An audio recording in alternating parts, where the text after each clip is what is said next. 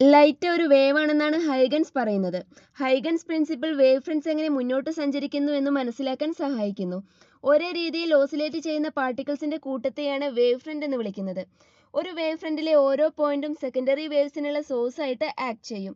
അതുപോലെ ഈ സെക്കൻഡറി വേവുകൾക്ക് വരയ്ക്കുന്ന കോമൺ ടാൻജന്റ് അല്ലെങ്കിൽ എൻവലപ്പ് പുതിയ വേവ് ഫ്രണ്ടിനെയാണ് റെപ്രസെന്റ് ചെയ്യുന്നത്. ഇവിടെ ലൈറ്റ് എയറിൽ നിന്ന് വാട്ടറിലേക്കാണ് മൂവ് ചെയ്യുന്നത്.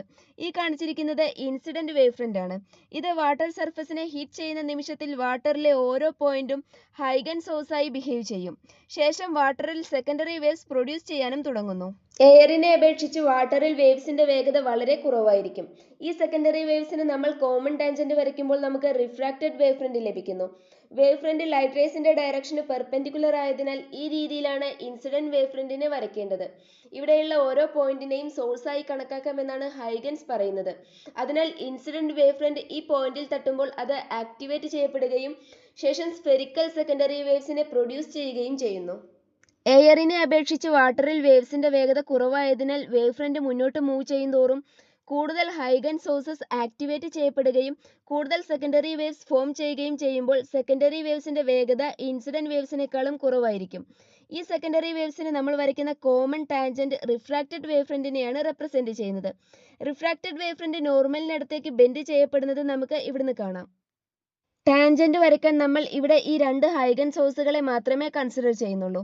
ഇത് ആദ്യം ആക്ടിവേറ്റ് ചെയ്ത ഹൈഗൻ സോഴ്സ് ആണ്. എന്നാൽ ഇത് വേവ് ഫ്രണ്ട് ഇവിടെ തട്ടുമ്പോൾ ലാസ്റ്റ് ആക്ടിവേറ്റ് ചെയ്യപ്പെടുന്ന ഹൈഗൻ സോഴ്സ് ആണ്. ഇത് വേവ് ഉൽപ്പാദിപ്പിക്കാൻ തുടങ്ങിയിട്ടേ ഉള്ളൂ എന്നതിനാൽ ഈ വേവ് ഒരു പോയിന്റ് ആയിരിക്കും. വാട്ടറിൽ വേവിന്റെ വേഗത കുറവായതിനാൽ ഈ ഡിസ്റ്റൻസിനേക്കാളും കുറവായ രീതിയിലാണ് നമ്മൾ ഇവിടുത്തെ ഡിസ്റ്റൻസിനെ കാണിക്കേണ്ടത്. ഇപ്പോൾ ആക്ടിവേറ്റ് ചെയ്യപ്പെട്ട ഈ ഹൈഗൻ സോഴ്സിൽ നിന്ന് ഇവിടേക്ക് നമ്മൾ വരയ്ക്കുന്ന കോമൺ ടാൻജന്റ് റെപ്രസെന്റ് ചെയ്യുന്നത് റിഫ്രാക്റ്റഡ് വേവ് ഫ്രണ്ടിനെയാണ്. സ്നെൽസ് ലോ പ്രൂവ് ചെയ്യാൻ നമുക്കിവിടെ റിഫ്രാക്റ്റഡ് റേ ആവശ്യമാണ്. വേവ് ഫ്രണ്ടിന് പെർപെൻഡിക്കുലർ ആയിട്ടാണ് നമ്മൾ രണ്ട് റിഫ്രാക്റ്റഡ് റേസിനെയും വരയ്ക്കേണ്ടത്. ഇൻസിഡന്റ് റേക്കും നോർമലിനും ഇടയ്ക്ക് വരുന്ന ഈ ആംഗിൾ ഓഫ് ഇൻസിഡൻസ് ആണ്. ഇത് ആംഗിൾ ഓഫ് റിഫ്രാക്ഷൻ ആണ്. ആദ്യം നമ്മൾ ഇൻസിഡന്റ് ട്രയാങ്കിളിനെയാണ് കൺസിഡർ ചെയ്യുന്നത്. ഈ ആംഗിൾ 90 - I ആയതിനാൽ ഈ ആംഗിൾ I ആയിരിക്കും. ഇവിടെ ഈ ആംഗിൾ 90 - R ഈക്വൽ ആയതിനാൽ ഈ ആംഗിൾ R എന്നായിരിക്കും വരുന്നത്. ഇവിടെ സൈൻ I എന്ന് പറയുന്നത് ഓപ്പോസിറ്റ് സൈഡ് ഡിവൈഡഡ് ബൈ ഹൈപ്പോടെന്യൂസിന് ഈക്വൽ ആയിരിക്കും. അതുപോലെ ഇവിടെ സൈൻ R എന്ന് പറഞ്ഞാൽ opposite side divided by hypotenuse എന്നായിരിക്കും വരുന്നത്. ഈ ഡിസ്റ്റൻസ് ഇവിടുത്തെ വെലോസിറ്റി ടൈംസ് ടൈം ആയിരിക്കും. അതുപോലെ ഇവിടുത്തെ ഡിസ്റ്റൻസ് ഇങ്ങനെ വരും. ഇവിടെ V1 ഡിവൈഡഡ് ബൈ V2 എന്നത് ഒരു ഗിവൺ മീഡിയത്തിന് കോൺസ്റ്റന്റ് ആയിരിക്കും. ഇങ്ങനെ നമുക്ക് സ്നെൽസ് ലോ പ്രൂവ് ചെയ്യാൻ സാധിക്കും.